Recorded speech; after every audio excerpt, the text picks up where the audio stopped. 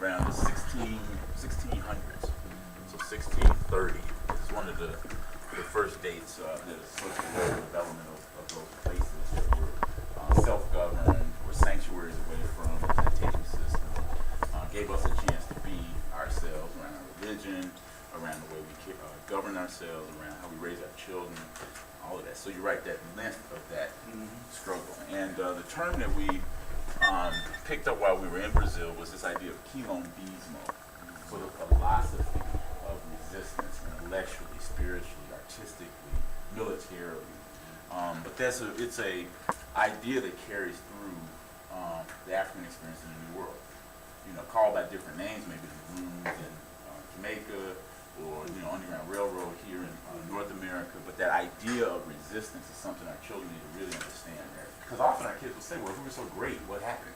And as if we just laid down and we didn't fight back. And so that notion of quilombismo is important. What's another highlight? The self-sufficiency, the agriculture, how they sustain themselves. Mm-hmm. Okay, so the self-sufficiency and how they took full advantage of the land that they were on. Even this idea of having an iron steel forge, as in terms of technology, the state-of-the-art technology in terms of making farming tools, making weapons. But the Quilombo at Palmares actually had a forge. So people kind of wonder, well, what did they do? How did they get it there? All these questions that still make for great, research. All right, what else? What else jumps out of this from this history?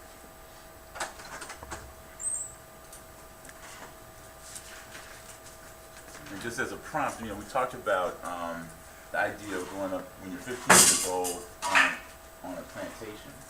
And we gave this fictive name, Malanga, to that young person in 1500. So we know the beginnings of slave trade start in Brazil really early. So this idea around the 1500s, 1530s is when you see the first importation of Africans from the southwest region of Africa, so Angola, Congo. And so those first several generations were mostly people from that region.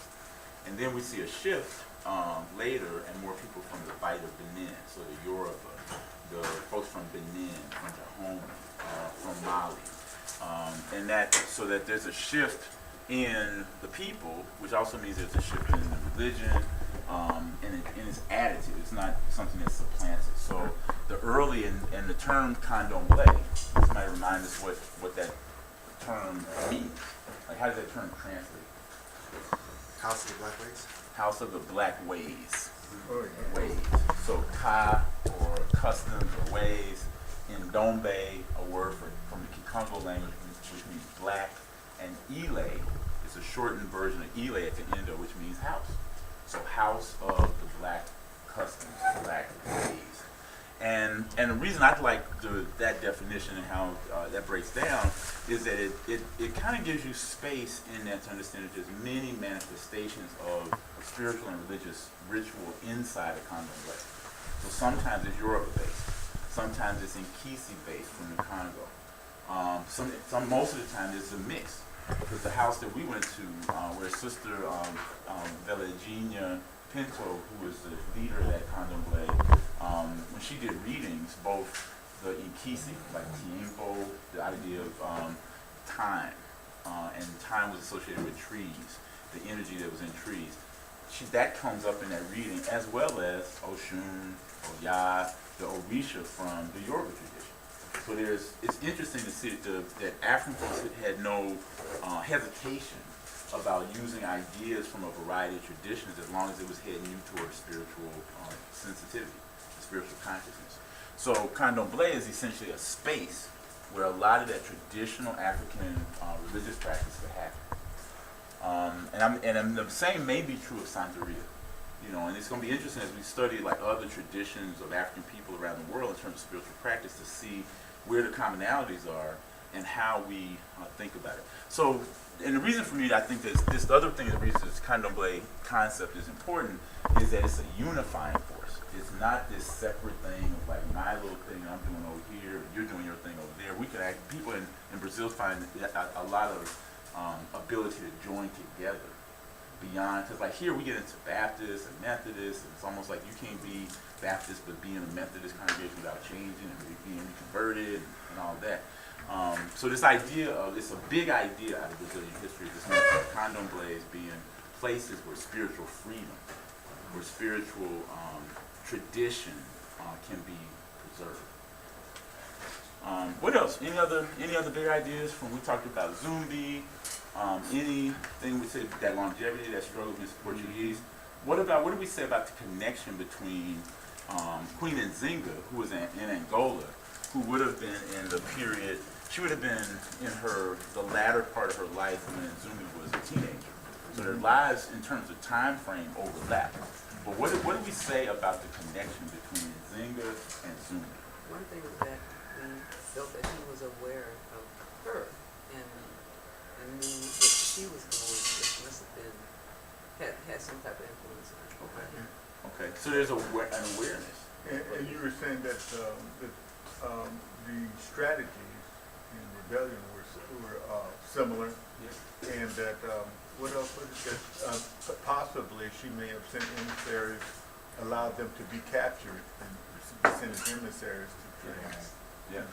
Which that whole idea, I thought was really a profound discovery when we started asking about this of the historians in Brazil, because again, I think we in our North American experience is like we got so cut off from information, it seems, from what was happening on the continent, that it's hard for us to know what Nzinga was doing, hard for us to know what the Santahini were doing in Ghana, hard for us to know. Some people probably knew about it. But the transfer of information between Africans in Angola and those who ended up in Brazil was pretty robust. Like people were in constant communication, in part because of the distance is shorter, and it was just a different setup. The Portuguese colonial system was less of immigrants coming in those early centuries to be there. It was mostly the men who were coming to be plantation owners, sugar mill owners, but they didn't bring wives, they didn't bring children. They weren't trying to establish a new country in that way. So the African presence is even more dominant in Brazil because of just sheer numbers. All right. So, but this idea of quilombismo, candomblé, and what I'll say, and what we'll put here is another term. And in the Brazilian Portuguese, they say ancestral idade, so ancestrality. So we're to think of three big ideas that come out of this look at Brazil. Quilombismo, this resistance philosophy. Candomblé, houses of the black customs or ways spiritually, and ancestrality, or what they say is ancestral idade. So this idea that they were paying attention, giving reverence, giving honor to the work of ancestors goes to this piece with Nzinga and the Quilombos. If your sensitivity was to pour libation, and you're thinking about your previous ancestors, just a generation away, Nzinga and the people who were with her, and names that I don't even have at my disposal right now, but I'm sure there's many names of people who were fighting in her ranks, joining her in that work. Those are the people you're pouring libation for. Those are the people whose names are coming up when you start talking about what did their ancestors do. Currently, in Brazil, there's a formalized academic study of ancestrality. So we met a man who has a PhD in ancestral studies at the University of Bahia, and met graduate students. And so one of his projects is that he's looking at literature that refers to ancestors and principles and practices that ancestors thought were important, and tracking books and authors who have recorded some of that information, and who was influenced by whom, and whose book got to how they got it. And it was interesting because Dr. Nobles was with us on this trip, and some of his work as a black psychologist shows up on that matrix. They had a very detailed sort of networking diagram that shows who was influenced by whom in terms of the study of ancestors and ancestor practice. And so for me, I think these three big ideas kind of go together: quilombismo, candomblé, and ancestrality as another way of thinking about highlights in terms of what happens in Brazil. Anything else that we talked about that was would stand as a highlight from the last 3 sessions? Yes. I like the way you distinguish between initiation and rite of passage. I've never heard it broken down like that before. Okay.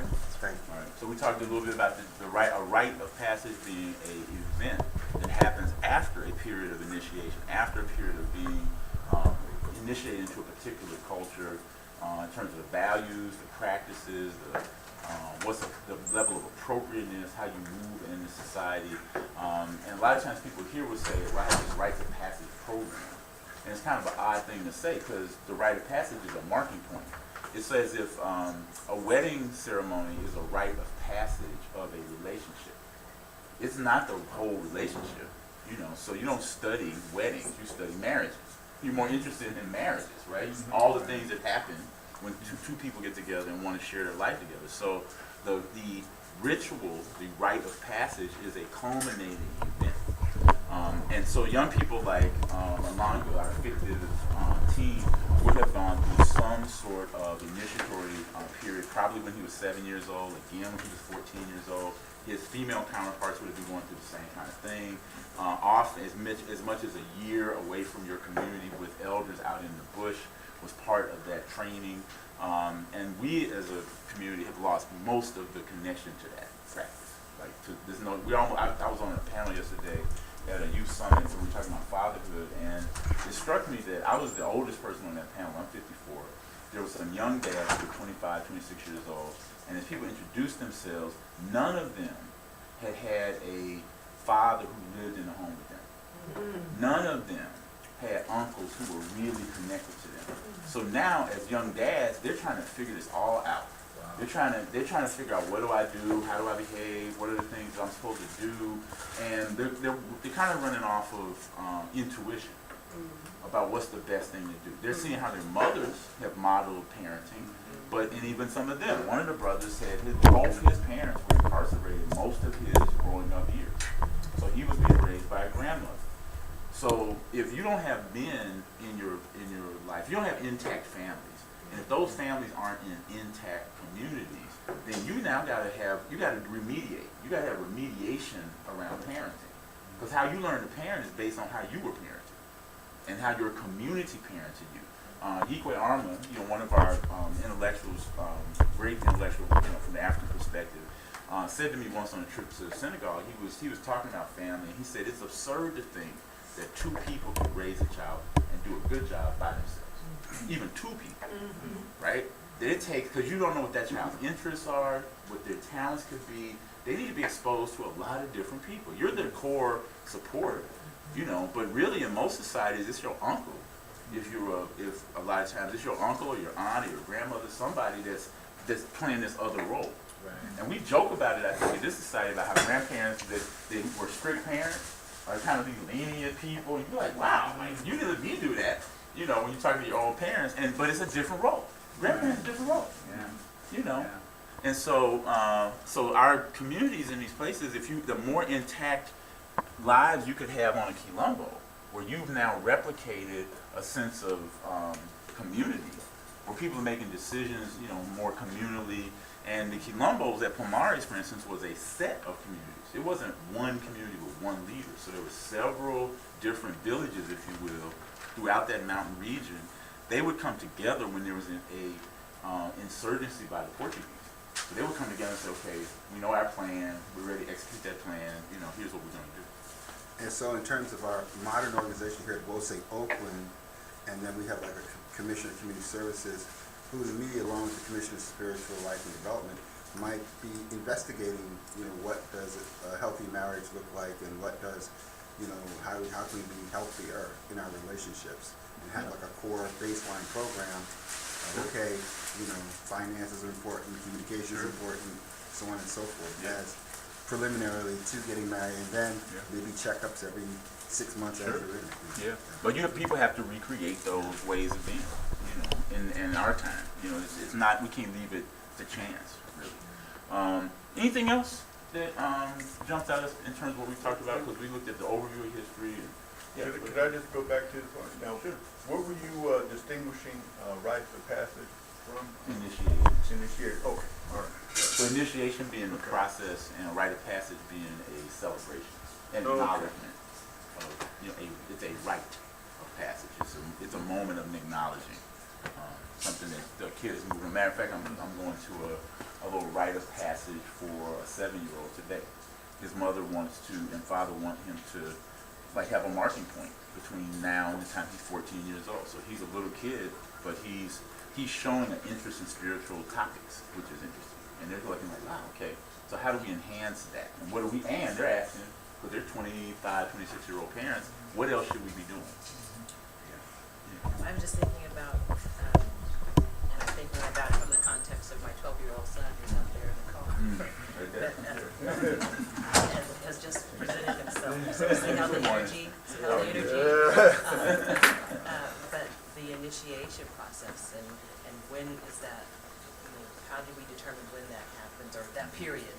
Yeah. And then what does that include? And then how do you, I'm just thinking about that from a full perspective of, your statement before about being absurd around two people raising a child and what our community, how do we do that now? Yeah. How do we initiate Right. now? We're not doing a very systematic job of it. I don't think. Jose or really anybody else in town, or around the country for that matter, because Dr. Noble's symbol organization, weren't they kind of addressing that at one? Symbol was around trying to address it. The Hawk Federation, Right. that was Dr. Noble's piece, and Right. they had a companion piece for girls, and I can't remember the name of it, but I think it was Aset. I think it was the Aset Society or something like that. So they weren't sustained. It wasn't sustained. We did it for a few years. Right. The kids who came through it benefited from it tremendously. Some of them are adults, like Adari Davis was one of those people. Right.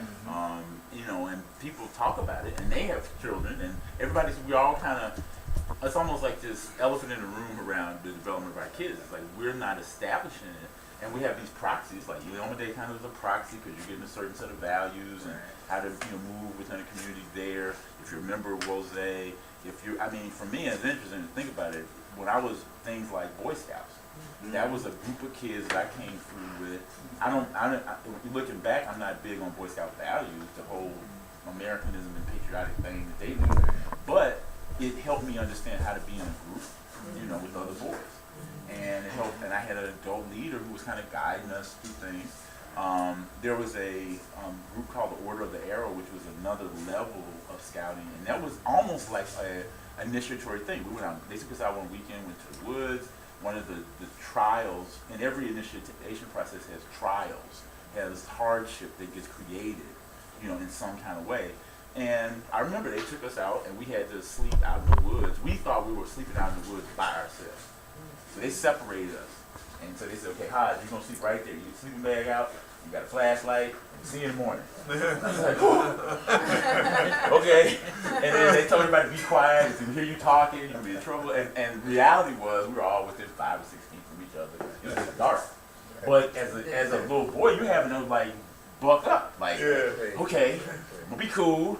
If I hear something in the woods, I got a little pocket knife, and then, if you're smart enough, you kind of think, oh, they ain't leave us out here by us. My mom and them would be real upset. They ain't leave us out here by ourselves. They're around, them adults around, but yet still all night I would half asleep, thinking I ain't trying to really go to sleep out here.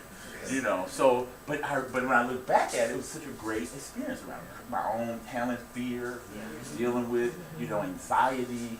How do you calm yourself in a situation where, okay, breathe, it's gonna be cool. Seriously, that's what I went through, right? Another example, fraternities and sororities.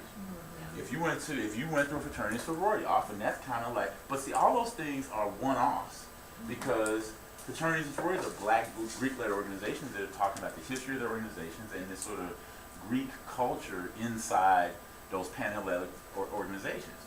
It still is. My pledge program was 8 weeks. It felt like a lot of trials and tribulations. It's kind of made up, but it's still it's so interesting because it's a proxy for real life.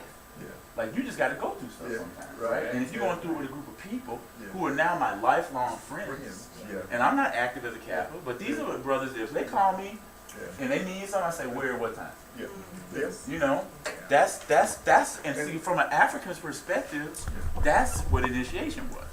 Yeah, brother. And it's interesting that as a society or fraternal organization based on something that grew out of the Greek thing, but was it, at the beginning a offshoot of the Greeks visiting Kemet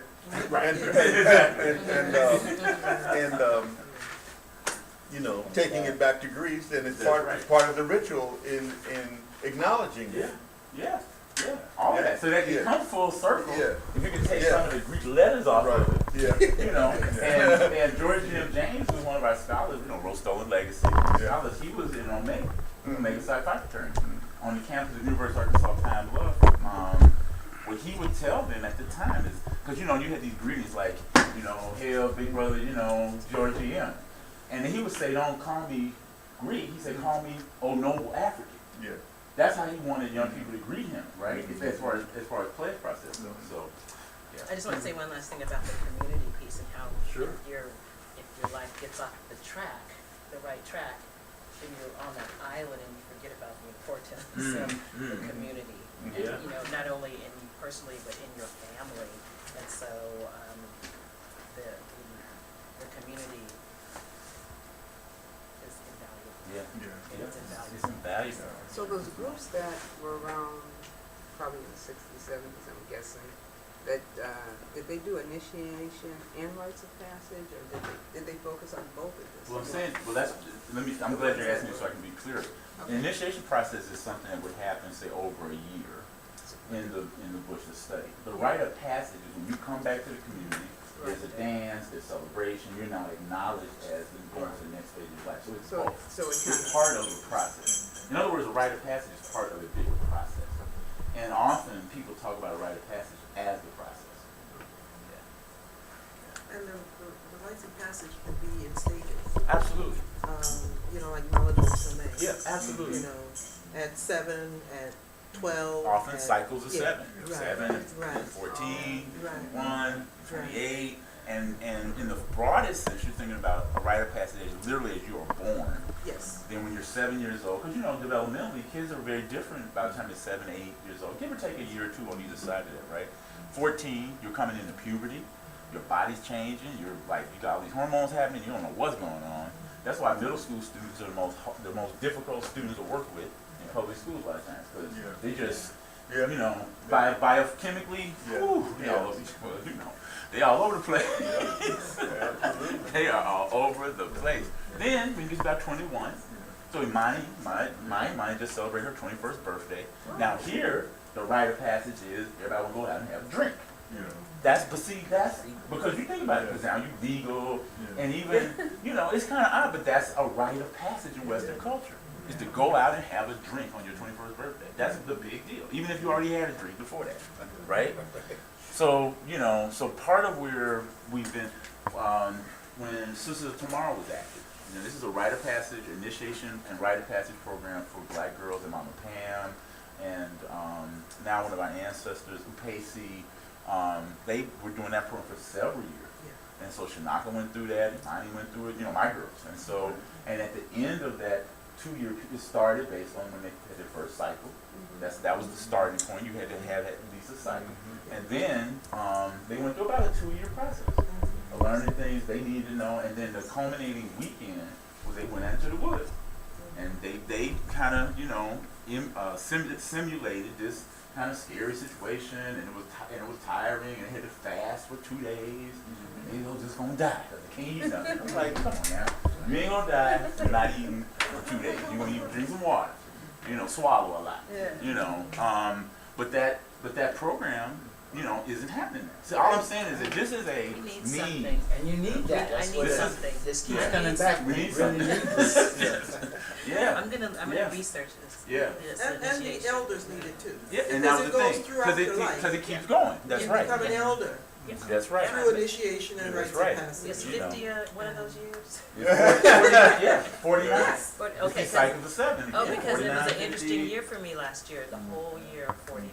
Yeah. It was just really. That's a whole nother conversation. Because I think it was Quayle Tudor that said this to me when I was in my late 20s about this whole cycles of 7. And it's funny Because I look back and it's like I had all these big moments when I was at that 28 years old. I had just come out of law school, was going through a divorce, a whole bunch of stuff was hard. And then it was kind of smooth a little bit, and then when I got to my mid-30s, a whole nother set of stuff. And it's just been like clockwork, you know, and yeah. So that's a whole nother class Sorry. conversation. But no, but it's a good need to articulate. We have to do something. Let's do a class. For the cases, yeah. No, I was just thinking, this comment, that I'm thinking how fortuitous and provident it is, the Spirit has guided things the way they have. You know, when I was thinking how much Black Seminary has been in flux with the scheduling the classes, but that how the next class, you know, I hadn't planned on ritual coming up after this, but this is a direct tie-in to some of the stuff I wanted to cover in ritual, Okay. which is going to be our next class. That's the next class. Starting what date? I think it's the 8th. We have one more in here, or just the last? We have One more? Yeah. So yeah, it So should be the the 8th. So that class. All right. So a couple of things we want to talk about today. The assignment was to go and take a look at abolitionism and anything you could find about abolitionist movement. It could be in North America. It could be in Brazil. So anything that you found out about abolition before we get into today's conversation.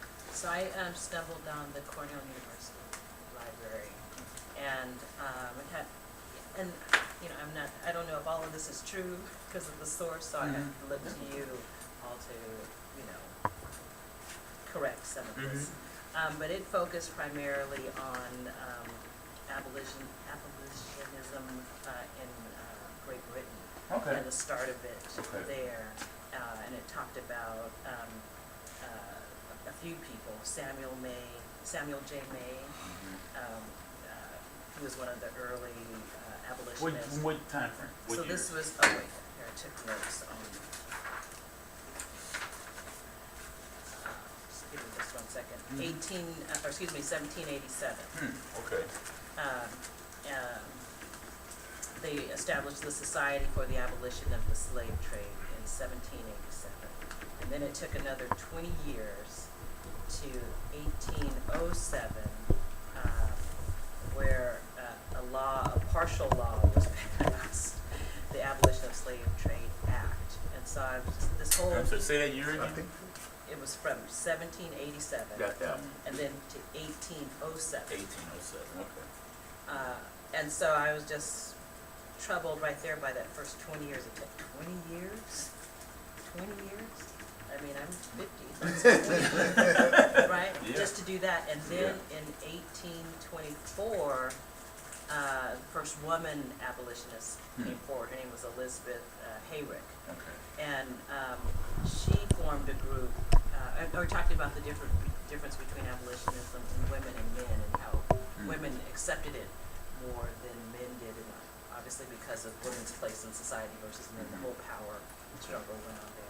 So that was another 17 years. Then 9 years later, in 1833, the Abolition of Slavery Act was passed, initiating a plan to free all slaves over the next 4 years and to compensate they're using the word slave here, slave owners financially for their quote-unquote property loss. And so this whole time period, and of course this is in Great Britain, was 46 years. Oh, 46 years. Okay. 46 years, and I was just, and it was because of this, according to these writings, so it says the abolitionist victory in Britain did not go unnoticed in the Americas. So this part happened, again, it went from 1787 to 1833. So. All right. Thank you. Great information in terms of this process, because that first law that you said they passed in 1807 was probably abolishing the sale of slaves, enslaved Africans. Or did it abolish slavery in total? No, just, it didn't, let me see, because they did make a distinction about, you could still have enslaved Africans, so that, let me find that, Okay. and I'll come back to you. Cool. What did other folks find? Yes, Sister Mona and then Brother Okay, Casey. go ahead. Mine was in, I guess, in the U.S., and they talked about uniting groups of like-minded individuals to fight as a group. And so it was talking about, the,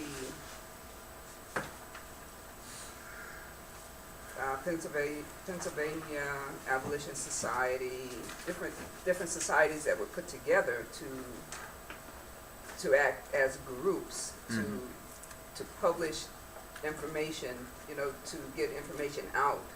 That way, you talked about William Lloyd Garrison and the Liberator, for example, and this was in 1786, quite a bit, Okay.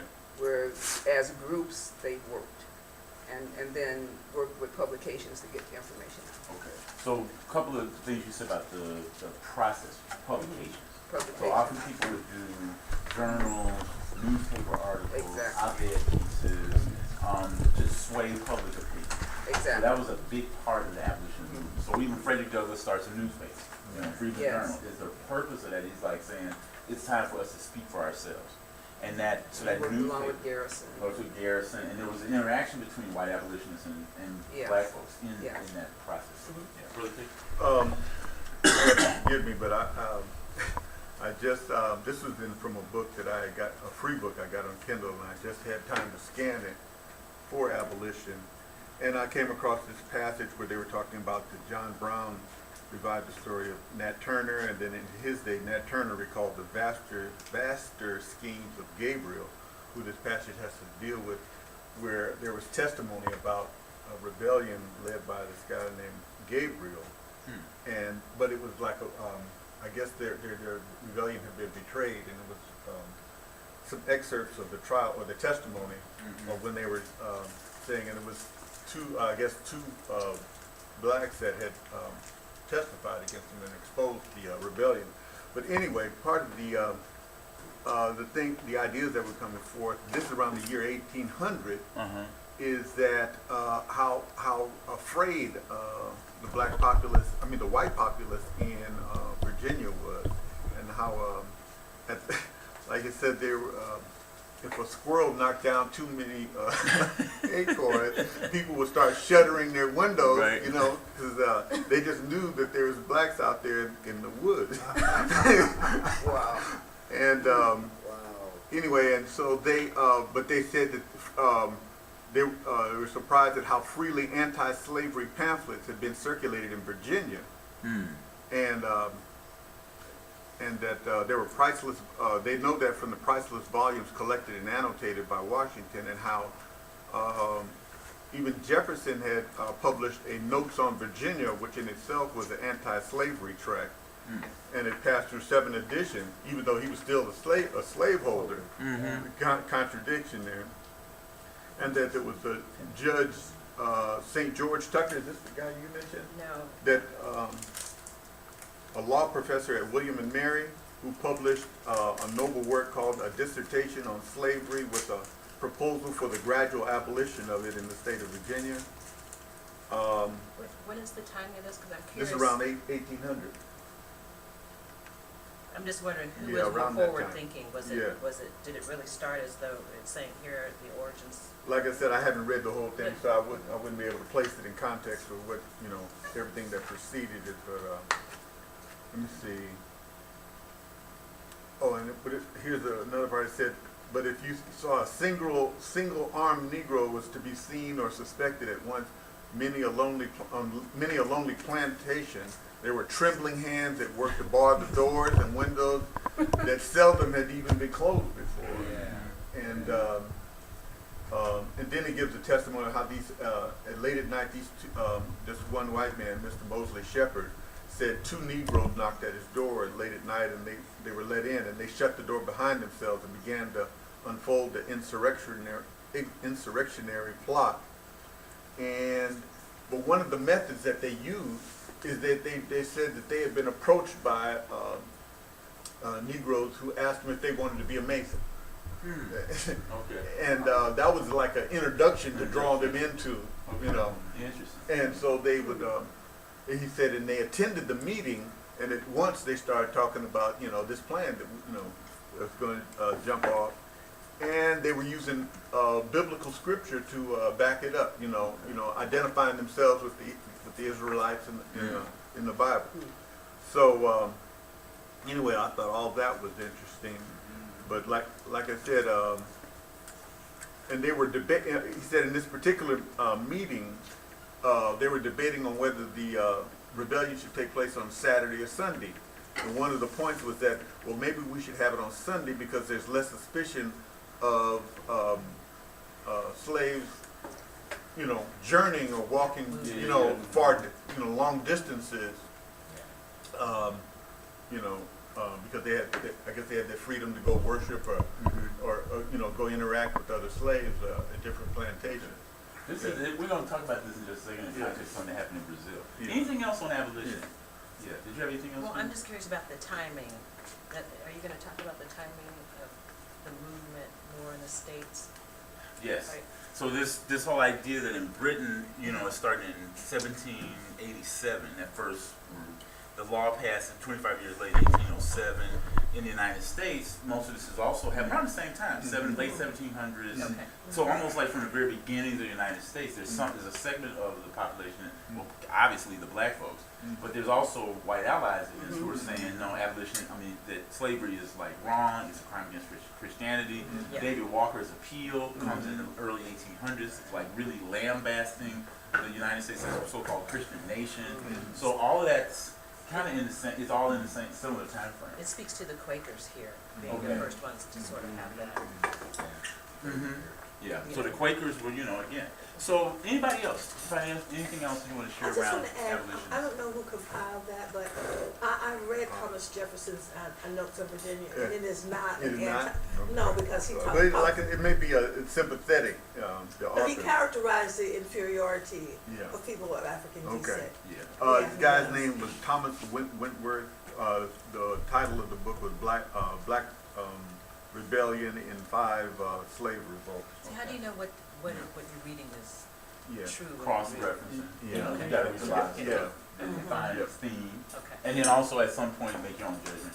Yeah. Because that's all historians do. Yeah. They read and read and read, and then somebody makes a judgment about something and says, okay, here's what's happening. And that's, again, I encourage people that these classes are really about opening up your interest in a particular topic and then just keep looking at it, keep following along.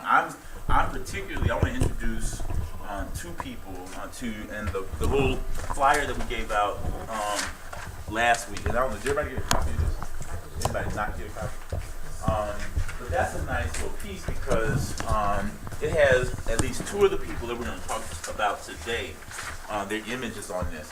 Again, this idea of ancestrology or ancestrality, the notion of a day of consciousness on November 20th in Brazil that started a few years ago, it really is to commemorate the death of Zumbi.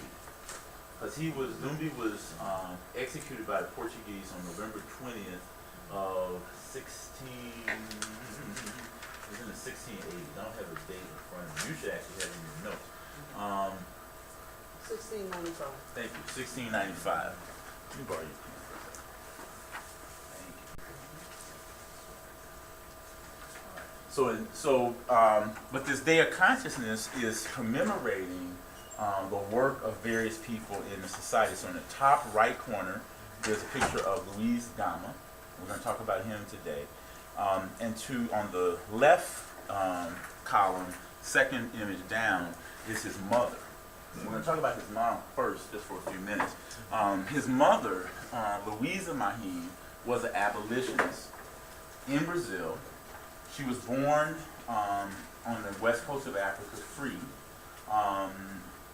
in 1812. So again, we're putting this all in. Good morning, Miss Michaels. Putting this in a time frame. So she was born a few years after that act in Britain prohibiting the trafficking of slaves, kind of comes up. Louisa Mahim is one of the most important figures in Brazilian history in the sense that she was part of several different rebellions and revolts, really pushing for freedom of African people in Brazil. The other historical fact in this that's worth noting, and just to put this in some context, from 1808 to 1821, there was a dual kingdom that made up the Portuguese Empire. So there was a kingdom of Portugal and there was a kingdom of Brazil. So unlike the U.S., that was a colony until there was a War of Independence, Brazil, it has a much more kind of nuanced history around this stuff. So in the late 1700s, Napoleon Bonaparte is running through Europe. And he basically chases the Portuguese monarchy out of Lisbon, out of the capital of Europe, and they relocate themselves to Brazil. So this is the way you think about this is if King George had been run out of England and comes to relocate in Virginia for a period of years, right? And then when things cool off in England, he moves back. So this is what happened in Brazil. So the monarchy relocates to Rio and is in Rio for a period of about 20 years. When they get control back of Lisbon in Portugal, they move back. The son, I think it's Dom Pedro I, he stays. And this causes a big friction because Portugal is this tiny little country that's thinking it's controlling all these resources in Brazil. Well, if you can imagine the father taking everybody home and saying, you stay here for a while and keep things cool, but then the son says, oh, I'm going to be independent. So he declares independence in Brazil, and that's how Brazil gets to be independent from Portugal. And there's no big war. There's some fighting, but there's just not much the Portuguese could do from Lisbon, right? So all of these little intrigues are happening. So 1822 is the year that Brazil declares its independence from Portugal. Right? 1822. Now, Louisa Mahin, who had been born on the continent, makes her way, is caught up into the trade, and gets to Brazil, but is still basically a free person. And there's an interesting theme in Brazil. The women who are market women are leaders. Because they have a certain freedom of movement. You get to talk to people. If you're selling in the streets, if you're selling goods in the streets, you get to a certain freedom of movement. You get to talk to people, you get to share ideas, you get to know who's doing what kind of resistance thing might be happening over here. And so she joined into several movements, the most significant of which happened in 1835. And I'm putting abolition and resistance fighting all in the same thing. So some people kind of separate like, oh well, there's these peaceful abolitionists like the Quakers versus the John Brown types, right? John Brown was like, we're gonna pick up weapons. In that turn, we're picking up weapons, like serious, right? So same thing happens in Brazil. So I'll pass this book around. This is called Slave Rebellion in Brazil. It's interesting when you mention some of the information around Gabriel comes to us from court records. This book is largely based on the court records after a failed attempt by Africans to take over Bahia. So Bahia was the original capital. It's the richest part of the country in terms of the sugar trade. And Brazil is so big that it was almost like these city-states. So Rio was down here, Sao Paulo's in another region, Recife. All these places are relatively standalone sort of places. But with regard to this rebellion in 1835, some of the important features of it were, by that time, you have had an influx of people from Nigeria, Dahomey, Benin, and particularly the Hausa. So the Hausa people were the most predominant group in Bahia, the place where the highest concentration of black people are in Brazil. It's switched from the Congolese and Angolans being the predominant numbers to being what they call the Nagos, N-A-G-O. But it was the name for all the various, the Yoruba, the Igbo, the Hausa. They became nations. So in Brazil, there's another term, nacios, N-A-C-O-E-S. But it was the African nations. So every group kind of held on to their home language, home culture, and so, but the Nagos became a kind of blend of several ethnic groups, right? So that's the label that's coming. Anyway, in 1835, their idea wasn't just let's get off the plantation or let's run away back into the mountains. Their plan was we're going to militarily take over the city and declare independence. That's a different mindset. And so their plan had everything to do with that. How their plan got going, it was mostly the Hausa. and it's called the Mali Revolt, M-A-L-E. So that's what it's called, right? The Mali Revolt. So you got these black folks, mostly Muslim, mostly Hausa. They came to Brazil as Muslims, and what they did was they would meet on a regular basis to talk about religion, to study the Quran, to try to learn Arabic, and they were mostly way more educated than the Portuguese themselves. So these were people that were highly educated folks. They would eat, and some of the practices were, they would eat together on Fridays. And their whole thing was they only wanted to eat food prepared by other Muslims, right? These other Africans, right? They began to wear white on Fridays in their traditional garbs. They'd be wearing agbadas on Fridays. They wore silver rings. If you go to Senegal now, you see a lot of people wearing these big silver rings. But that was another sign. And the rings often had some Quranic text, imprinted on it. But those rings were there. They, and going back just for a second, this custom of wearing white on Fridays is actually still a custom in Brazil now. If people who are candomblé practitioners often wear white on Fridays. So you can kind of see in the society who's in what particular religion, and it's so many people. So a lot of people wear white on Fridays to this day. So the people who were organizing would meet in people's homes. They began to hatch this plan, and Louisa Mahin was part of that. And if you can think about this, the role of women who were market women was they can now, in a very quiet sort of way, let people know what's about to jump off, right? And so the plan was, it was in early, I think it was early February, early February of 1835, and their idea, similar to what Brother Cater just shared about this revolt here, they wanted to do it on a Sunday. And the reason they wanted to do it on this particular Sunday was because it was a big festival called it has to do with the washing of the steps at a cathedral called Bonfim. They still do this ceremony. It's a huge festival or a celebration in Bahia in the early part of February every year, where they wash the steps of this cathedral. And it's a very African, and it's a syncretized thing with the Catholicism and African practice all kind of merged together. But their plan was, let's do it on the Sunday of the washing of the steps at Bonfim, because the Bonfim Cathedral is out away from the central part of the city. So all of the authorities were supposed to be out at this event. And they said the first thing we'll do is they had a leader who had been jailed. They were going to go to the city jail and break him out of jail. They were going to get weapons that were part of that garrison. And then they were going to systematically take over the stockades. They were going to man the cannons.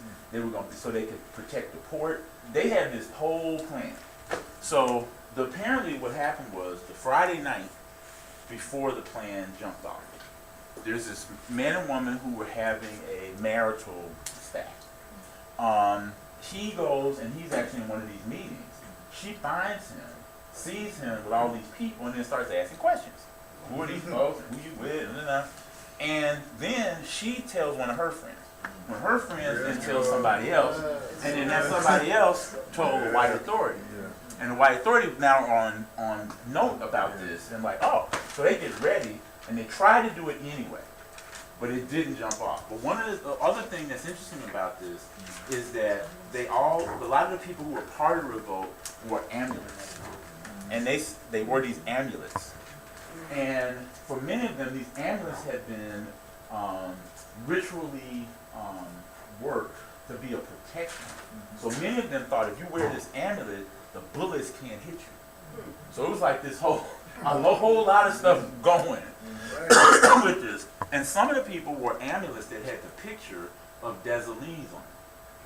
Now Dessalines was part of the Haitian revolt, right?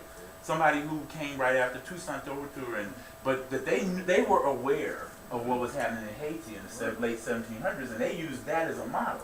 So what? And this goes back to something you said.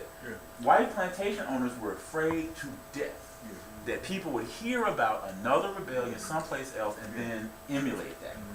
That's why Nat Turner was so, it was like, fugitive slave laws and all these laws start getting propagated, but you can't be with this person, there's assembly being curtailed. They really were afraid. And the same thing happened in 1835. This is the most successful one. So in order to squash it, they made a big public spectacle of several people. So 9 of the people who were part of it after these, and this book has all of these transcripts of the trial, so you get to see some detail about what people said and what they admitted to, what they didn't admit to. Several people were executed. 50 other people were publicly flogged, which is equivalent of being executed in many cases, like 1,000 lashes, at the post and all that. And some people were deported, which I find extremely interesting. Yeah. Some people were deported to Africa.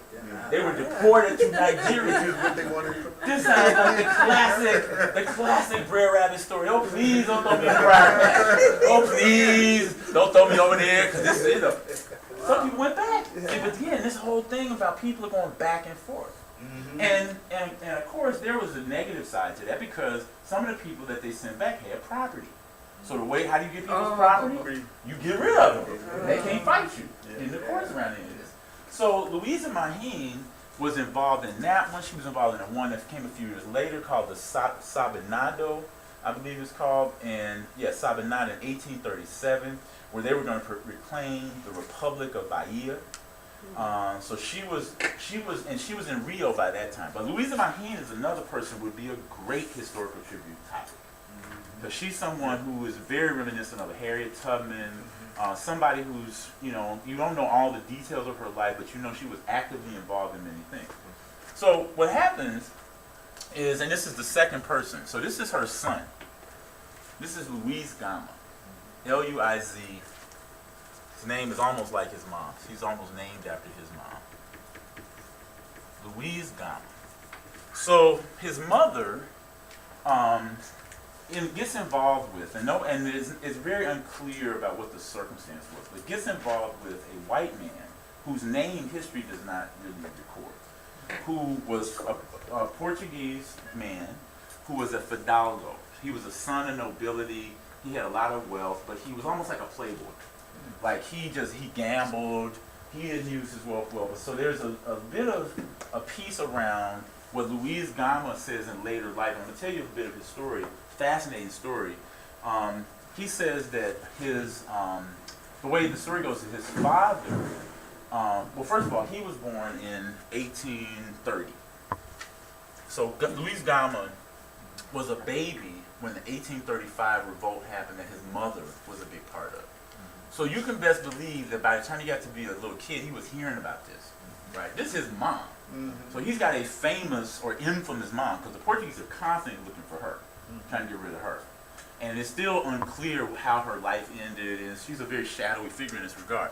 But what it also sounds like is that she was not able to be as attentive as she wanted to be as a mother. So she left her son in the care of this white fidalgo, this Portuguese man. So somewhere about the time, about 1838 or so. And by the way, another important date, 1821. A law passes in Brazil that prohibits the trafficking of Africans. So the sale of Africans is now illegal. Slavery is not illegal, and in most places it went like this. You stop the trade first, then you stop the institution itself. Because think about it, and see, this is always a compromise. Okay, we'll stop the trade because we got enough of y'all, and y'all are reproducing more people, and that law doesn't free any of these children. These children are still being born into a slave status, right? But in 1821, they prohibited the trafficking of slaves. And this is a really important date in regards to Louise Gama's life. So he's born in 1830. The Mali revolt happens in 1835. And his father, when he was about 8 years old in 1838, gets into gambling debts. His son, Luis, who was born free status, he sells his son into slavery. So his father sells him into slavery. He literally puts him on a boat, and the little boy doesn't really know what's happening to him. His father was this Portuguese man? No. Oh. This is Louis Gama. We don't have a picture of his father. Oh, Okay. But his father was white. His mother was black.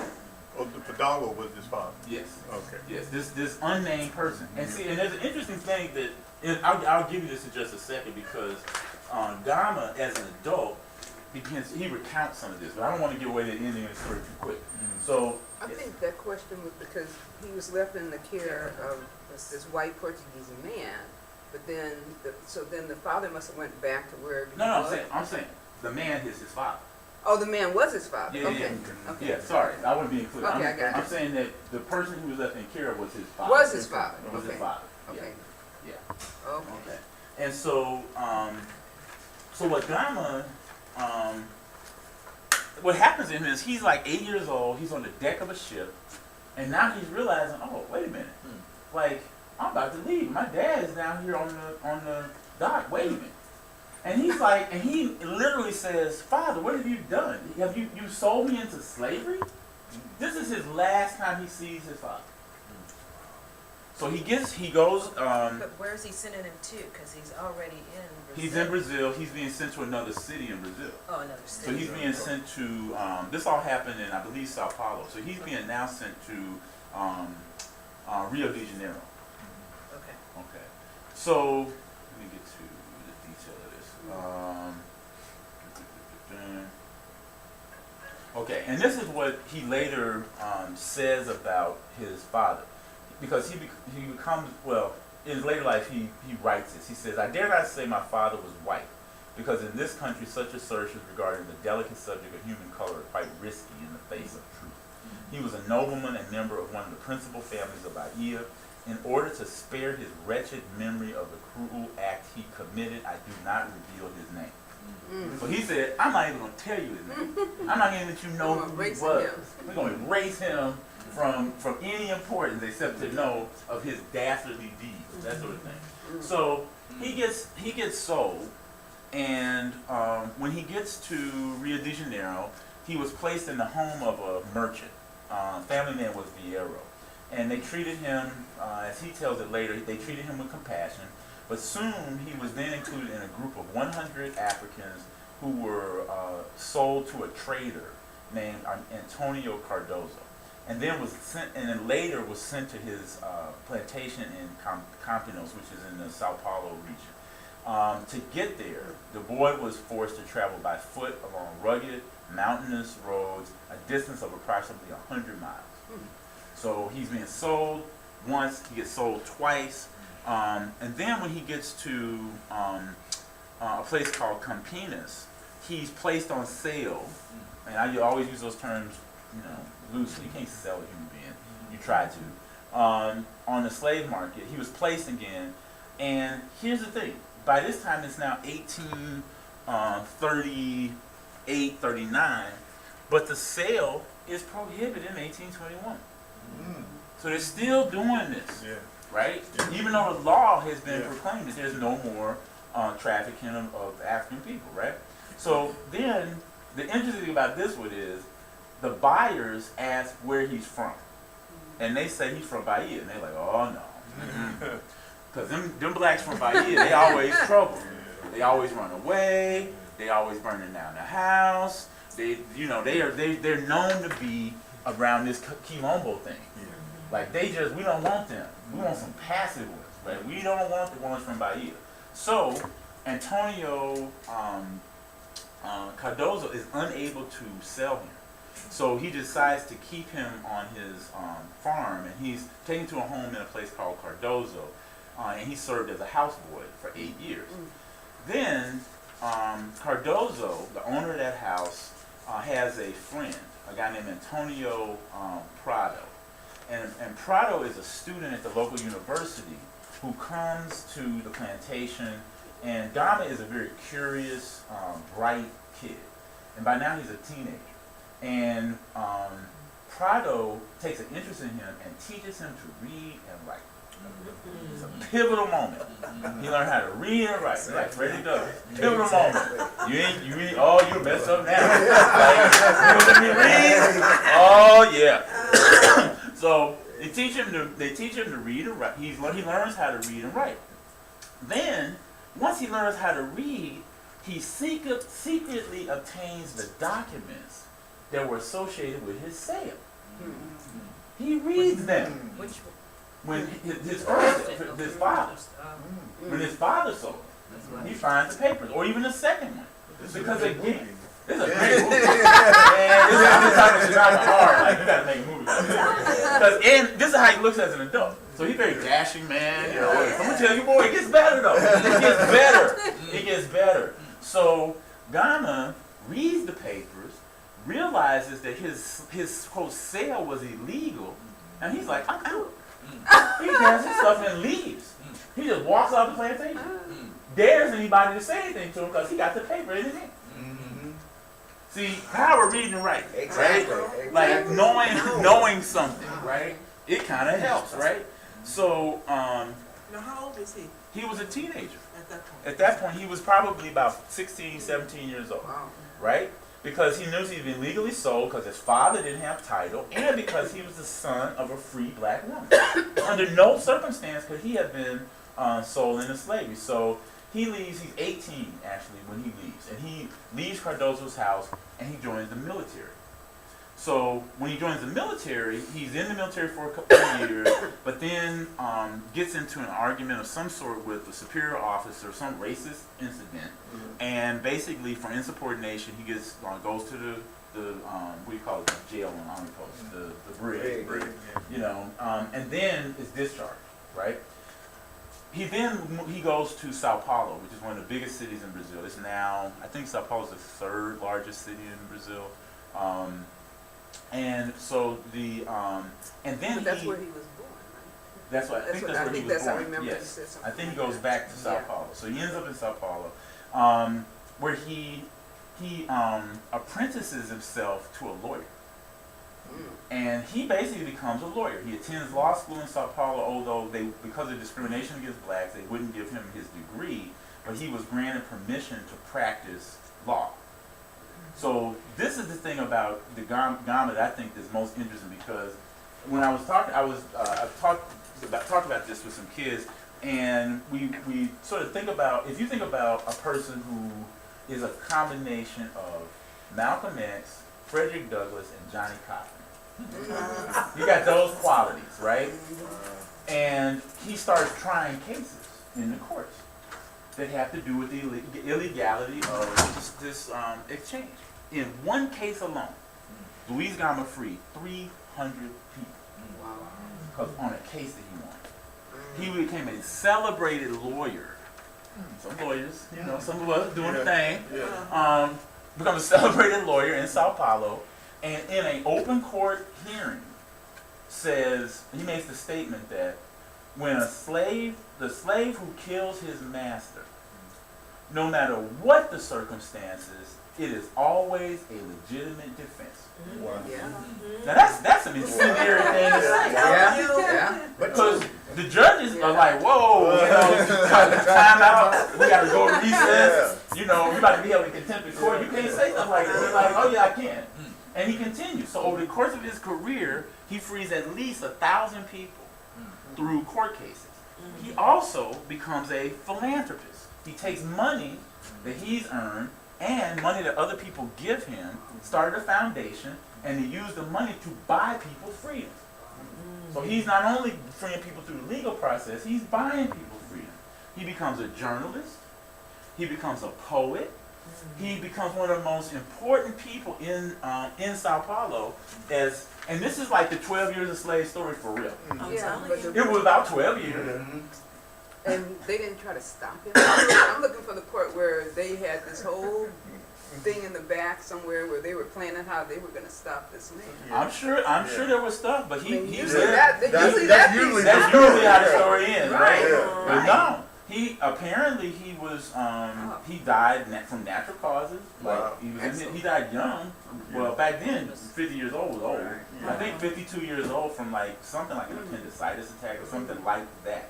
But no, he had family, kids, you know. I think his son became a lawyer, you know. So he's one of the major figures in Brazilian history that I had no idea about. And I consider myself a well-informed person about African history. But when you can demonstrate all those qualities and the power of this story for our young people, learn to read and write, learn to stand up for yourself, learn what your rights are, be fearless, you know. But that's Luis Gama. And again, he comes by it somewhat honestly because of his mother. Now, Right. at what point was he ever able to publish that was his mom? You know, considering her history. Yeah, yeah. He says, here's what he says, because he wrote a sort of autobiographical piece, and here's what he says about his mother. And this is a real rough translation, because my translation. And by the way, I have to say how spirit works, right? So, and I'll read this quote in just a second. But we were coming out of one of the sessions at the university when we were there, and there was a woman who was selling books on the sidewalk. Because you know, like you're on college campus, a lot of times people are selling materials about radical stuff that's not necessarily in the school library. So she's selling pamphlets, and there's a series of pamphlets like this. And I see this pamphlet, and this is early in the trip. My Portuguese not good, and this is in Portuguese, so I didn't understand what the title said at all. It's just a picture caught my attention. It's this same picture, basically. And there was a brother who passed away several years ago now, named Martin Jacks. Martin Jacks was the founder of the Mentoring Center. His wife, Nimat, was the director of the Omade for several years. To me, he looks like Martin Jacks. Like, I'm going to bring in a picture of Martin and show you one time, because I saw the picture, I was like, I did a double take. I said, that's Martin. And Martin was the same kind of fiery energy, right? So I see this, and I buy this little pamphlet, not knowing what I had, right? And so later, I get really interested in this. I'm like, wait. I started doing my stuff, and it's like, oh, I got a whole pamphlet. It's in Portuguese. I'm struggling to figure out how to read it. But that pamphlet, for me, was my introduction to Luis Gama, right? So here's what he says about his mother. And himself. He says, I am a native son of a black African, free from the Nago nation, and her name, Louisa Mahim. And then he says, and this is again translation, that she was a pagan, which basically means she probably was a candomblé practitioner. Non-Christian. Non-Christian, right? Anybody who ain't Christian is pagan, right? Who always refused baptism and the Christian doctrine. My mother was short, thin, and beautiful, the color of a jet black and unglazed. Her teeth were white like snow. High-minded, generous, long-suffering, yet vengeful, was a market woman, and who was who worked hard, who was laborious, right? So that's a little bit that he says about his mom. And he was a poet, so he wrote poems about his mother. He wrote poems about his life. He, again, just an amazing figure out of Brazilian history. But she doesn't look dark skinned. It's probably not an accurate rendition of her. Yeah, people are guessing, like, because, you know, she was born in 1812. 1812. But at that point, did they call everybody black? Yeah, because I think it is. She could have been mixed. Well, she was from West Africa, so whatever her ancestry was, it would have been something based in. She was from Ghana. She was from. Yeah, she was directly. On the coast too. Could be. West Africans come in a lot of different hues too. Yeah. Let me see. Last thing I can say, I've already told you what he said about his dad. We never know Dad. No, because he said, he recorded it, and it seems like from all the stuff I said, nobody seems to know him. They have this description of who he was. You got scratched. I'm sure it's probably there somewhere. And again, what he said about his father, he said 2 years after his mother left, his father had him baptized. He sold to slave traders after he had gambled away his entire fortune. Led him to a slave ship named the Saraiva. And again, when he was preparing to leave for Rio de Janeiro is when he realized his fate. And he says, Father, you have sold me. That just, powerful. So, but yeah, so just to say about this notion of ancestrality, that Luis Gama is continuing the work of Louisa Mahim, who is continuing the work of Zumbi, who is continuing the work of Nzinga. Like, there's a line. There's this sort of this lineage of quilombismo. There's this lineage of struggle, of resistance, of self-determination, of self-definition, and that it's all wrapped in there together. The last thing I'll say is the candomblés sit on land that are called terreiros, which means territory. And when you read the history, most of the abolitionist movement, including the work that Luis Gama did, was funded largely by black women who were the leaders on these candomblés. So they would send money to Luis Gama because they had land. If you had land, you could have market, you could have good crops, you could trade. So the role of market women, the role of trader women is critical in the history of the Candomblé movement, in the history of Quilombismo, and this whole idea of ancestrality. I just wanted to say, don't you think that the reason that Luis Gamba was able to have that participation in society that he had to do with the difference between the enslavement nations. You know, because our enslavers, the English, were the most strict and because of their pristine, you know, cosmology and our whole idea of, you know, this idea of linearity and stuff. And it may be that the difference between the Portuguese and the English had a lot to do with him being able to operate like that. I think that's true, and also just sheer numbers. Because Okay, there were so many fewer Portuguese in places like Sao Paulo, in terms of just the literal numbers. So when you look at, I think as the book moves around, when at the time of the Mali revolt, the numbers of, let me just give you a sense of this. So the numbers, this is a population estimate in 1835 for Salvador. So between quote slaves and freed Africans, it was 33% of the population. Then when they look at this, they say free whites make up 28% of the population. But then they say, and they made a distinction in this book about Africans who had been there multiple generations as slaves and Africans who had been there for one generation or two. So then they say the free and freed of color, that's a whole nother 22%. Then they distinguish Brazilian slaves from African slaves, 15%. So when you add this up, 2/3 of the population was black. So and you're right, the Portuguese had a different mindset around this. The English were a whole lot more controlling, and they probably were looking at what the Portuguese were doing, say, in the French, and they said, no, y'all got too many insurrections, all that, we're going to squash that. right. Even the presence of drums. The Mali revolt, they say they used the Sabar drums. Now the Sabar drums are the drum that's real common to Senegal right now. Long stick, play it real fast, but they were using the Sabar drums to bring people to the plan, to the conversation. So, yes. A quick comment on your statement about the British.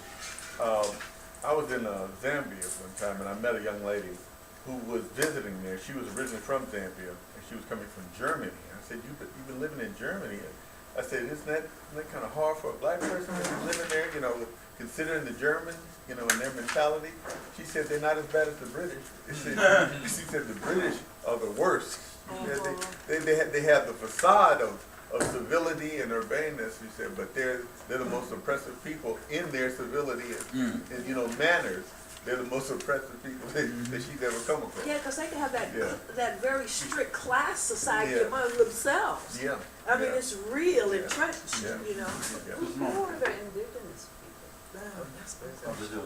There's a bunch, like something like 150 different groups of indigenous. The Tupi Namba, the Tupi King, and those are all communities that still exist.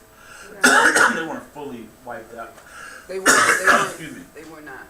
They were not fully wiped out. They took a big hit, but they weren't fully wiped out. So even currently, they are actually, some of those people, and some of the native population they came to Quilombos as well to get away from these Portuguese. Some of the Portuguese who weren't accepted by their own people came to the Quilombos, right? But the Tupi, I met a sister whose name is Claudia Santos. Claudia is an educator who does teacher training for the federal school system as well as the local school system. And she was telling me about how for her to be able to train teachers in the Tupinamba community is a whole process. So they don't just let anybody come teach the people that work with their kids. You can't just come with your graduate degree credential and say, I'm here. They're like, no. She said it was a period of weeks. Like she would come, and before they let her even see a teacher, they would talk to her and basically say, who are your people? Where are you from? Tell me about your community, what kind of spiritual practice do y'all do, etc. And they were checking her out. And she said it was not until they had an event where it was some celebration or something, and they always opened events with dance, and it was in circles. And she got up to dance with them, and then they kind of looked at each other and winked. Said, "Okay, she cool," because she's culturally, you know, trying to align herself with what we're about. So they're there. They're still there. Yeah. Brother Casey, anybody else said one last thing before we Well, close out? The traditional societies that were there, like the one you were talking about, do they include that in the history component of the university program? Of the when you say the university program in Brazil, In Brazil, yeah. it's probably not. It's almost the way African history is taught. It's taught quarterly. Okay. that's what I And they have a affirmative action law that passed 10 years ago that they're still trying to implement. Yeah. And one of the parts of that is that public schools are required to teach African history and African Brazilian history. So they're looking for materials. They're looking for people who can come and do trainings around it. And I asked the question. I said, "How did you teach African North American history?" Because I didn't even change my language.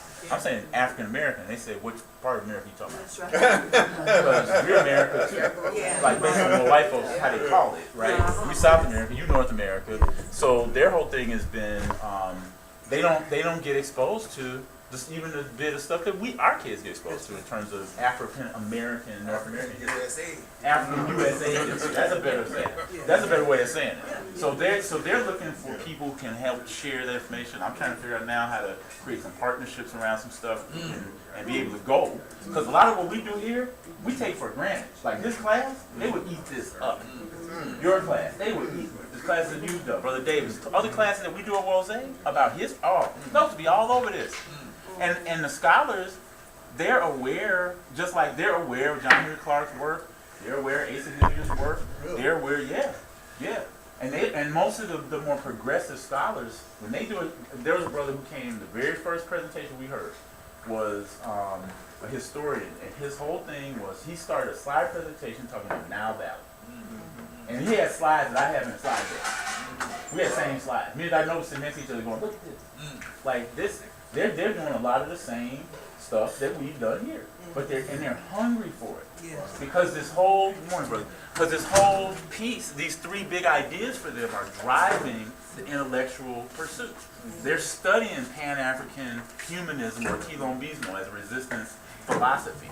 They're studying the Candomblés, right? They're studying ancestors.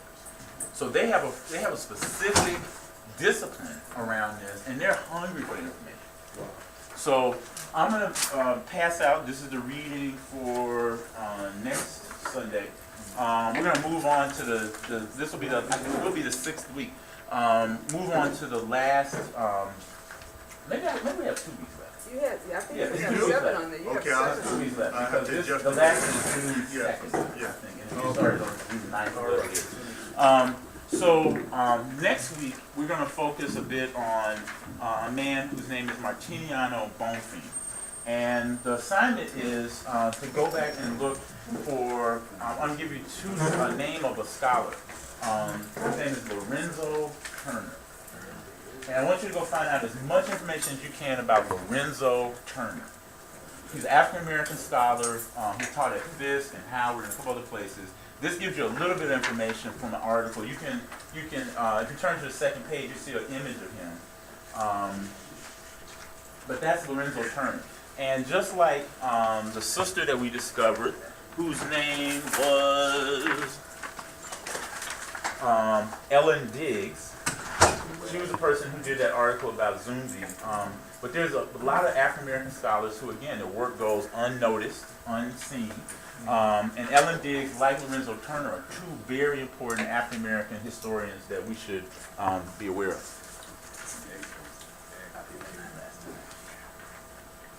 You know, Mr. Gregg said something earlier that really pricked my ears because he mentioned that the people that were here, you had mentioned that the people were using these omelets and different things. The amulets? The amulets, Okay. yeah. But I think it was just last week or this week that some of the native hunters in Nigeria, the Bushmen, who were availing themselves to the Nigerian military to go look for these 300 girls. Mm-hmm. They supposed to have these same Right, practices. I read Did that, you I see read that it, too? I They read have it. these vests Yeah. that have these amulets. Right, that they have protect the amulets, hunters. Yeah. you These know, hunters vests. cheap Yeah. trackers and great Yeah, yeah. hunters and what have you. Mhm. So that tradition is still alive. Yeah, yeah, yeah. Any last comments before we? Did you send close around this the down? sign-in sheet? Yeah, Yes. here it is. Did you pass it back? Those are my three. Interesting article in current edition of Atlantic magazine. Having to do with reparations. Yeah. I might Yeah. just send it. I haven't had a chance to read it. This is very, Ta-Nehisi, what's his last name? The brother Ta-Nehisi that created it. There's been a controversial back and forth between him and this white journalist about, racism in America. And, but this is related. this is one of the things that he raised there, we talk about redlining and who can or can't get. It was news to me, it was like, FHA created redlining. Oh yeah. Yeah. Oh yeah. Yeah. I thought it was maybe just independent private institutions that said, no, we're not, no, it's a government policy. I've seen the forms that they use. There's Yeah. some website that I went Yeah. to, and you see where they go through the neighborhood and they check off, what kind of family it is, Yeah. what their income is. I mean, literally, Absolutely. there was formal. Absolutely. Yeah, and that's, part of the work that I've been doing for the last few years has been a set of trainings around structural racism. And that piece, there's a film clip from a documentary called Race, the Power of an Illusion. And it deals with that. If you Google it, that little film clip will come up. And it really talks about the FHA loans and how the federal government then did the regulations. And it basically says they're judging the quality of these investments based on the racial composition of these neighborhoods. Yeah. And literally the term redlining comes from that. The map had red lines, green lines, and blue lines. And then when you think about all the wealth that got created in white America, that's where the wealth of the middle class really came from. And a lot of black people were held out of that, participated. It's a great film clip. All right, we're gonna stop there. Thank you. We'll be back next week 9 o'clock. If you didn't sign the sign-in sheet already, please hit this before you leave. Thank you. Good class. Thank you. Morning, brother. How you doing? How are you? Doing good. Good.